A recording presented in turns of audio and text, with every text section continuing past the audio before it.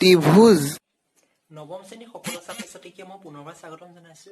আজি আহা তোমালোকৰ 7.1 ৰ 4 নম্বৰ প্ৰশ্নটো আলোচনা কৰিম।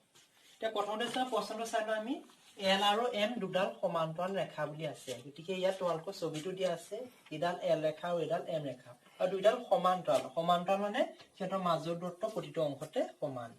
এতিয়া চোৱা সেই ৰেখা দুডাল দিয়া আছে আৰু আমাক কি বুলি কৈছে আন এযোৰ সমান্তৰাল ৰেখা আমাক দিয়া আছে P আৰু Q। P আৰু Q এডালো সমান্তৰাল মানে সিহঁতৰ মাজৰ দূৰত্বটো সমান।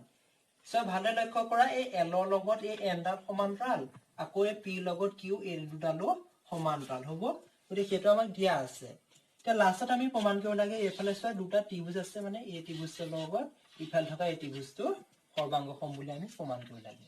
এতিয়া আমি কেনেদৰে প্ৰমাণ কৰিম? এতিয়া আমাক চোৱা যি দুটা ত্ৰিভুজ সমান বা সৰ্বাংগসম বুলি আমি প্ৰমাণ কৰিব লাগে আমি সেই দুটা ত্ৰিভুজতে লওঁ। গতিকে এইটো প্ৰথমতে ল'ম ত্ৰিভুজ এইটোকে আমি লিখি লৈছো ABC আৰু ইটো ত্ৰিভুজ চোৱা ত্ৰিভুজ CD A হ'ব। এতিয়া মই কাষত এইকেইটা বাৰু আঁকি লৈছো ত্ৰিভুজ এটা। এইটো এটা দিয়া আছে আৰু এটা আমাৰ ইফালে এইটো দিয়া আছে হ'ব। মই নামকেইটা দি দিছো এইটো A B C আৰু এইটো আছে এইটো আমি ইফালৰ পৰা আৰম্ভ কৰোঁ C D A হ'ব। এতিয়া ভালদৰে চোৱাচোন আমাক দিয়া আছে যে দুডাল ৰেখা P আৰু Q সমান্তৰাল বুলি আছে। আমাক P ৰেখা আৰু Q ৰেখা এই দুডাল সমান্তৰাল বুলি আছে। গতিকে যদি সমান্তৰাল হয় এডাল আৰু এডাল সমান্তৰাল আৰু এডাল তাৰ ছেদক বা ত্ৰিজ্যক গতিকে এই কোণটোৰ লগত ইফালে থকা এই কোণটো সমান হ'ব আৰু এইটো কোৱা হয় একান্তৰ অন্তঃকোণ বা তোমালোকে একান্তৰ কোণ বুলিও লিখিব পাৰা। গতিকে চোৱা এই কোণটোৰ লগত এই কোণটো সমান। গতিকে এইটোৰ লগত ইয়াৰ লগত মিলালে এইটোৰ লগত এই কোণটো সমান। এই কোণৰ নামটো চোৱা BAC। গতিকে এইটো আমি লিখিব পাৰো এংগল BAC।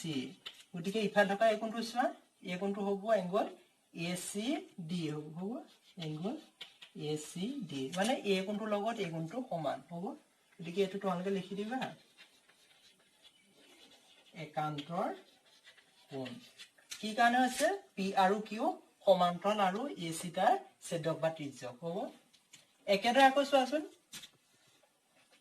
এইফাল থকা এই কোণটোৰ লগত এইফাল থকা এই কোণটো আমি সমান বুলি ক'ব পাৰো কাৰণ L আৰু M এই ৰেখা দুডাল আমাক চোৱা প্ৰথমতে সমান্তৰাল বুলি দিয়া আছে। এতিয়া ভালদৰে চোৱা আৰু এটা কথা লক্ষ্য কৰিবা এই কোণটো কিন্তু আগত নিলিখিবা কাৰণ আমি প্ৰথমতে এই ত্ৰিভুজটো মানে এই ত্ৰিভুজটোৱে আমি ইয়াত প্ৰথমতে লিখি লৈছো।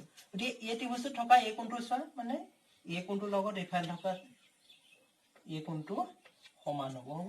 গতিকে এই কোণটোৰ নামটো চোৱা ACB। গতিকে এইটো হ'ব এংগল ACB আৰু তাৰ লগত চোৱা এই কোণটো সমান হ'ব CAD এংগল CAD আৰু এইটো হ'ব তোমালোকৰ একান্তৰ কোণ হ'ব। এতিয়া ভালদৰে চোৱা এই ত্ৰিভুজটোত ABC আৰু এইটো ত্ৰিভুজ ADC এইটো ত্ৰিভুজত চোৱা ইয়াতো AC আছে ইয়াতো AC আছে AC দুইটা ত্ৰিভুজতে আছে।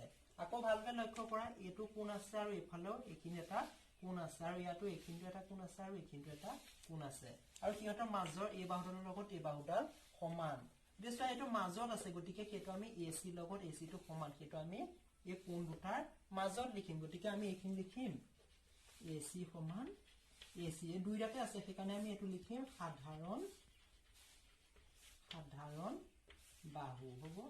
ভালদৰে চাবা গতিকে এইটা চোৱা গতিকে এইটো চোৱা এংগল আৰু এইটো সাইড আৰু এইটো এংগল গতিকে ত্ৰিভুজ দুটা কি হ'ব এইটো সৰ্বাংগসম হ'ব। এটাকে এই ত্ৰিভুজটো চোৱা ABC লগত ইফালে থকা যিটো ত্ৰিভুজ আছে ত্ৰিভুজ CDA সৰ্বাংগসম হ'ব কাৰণ আমাৰ এইটো চোৱা এইটো কোণ হৈছে মানে এংগল আৰু এইটো সাইড আৰু এইটো এংগল আৰু এইটো সিকাঞ্চ।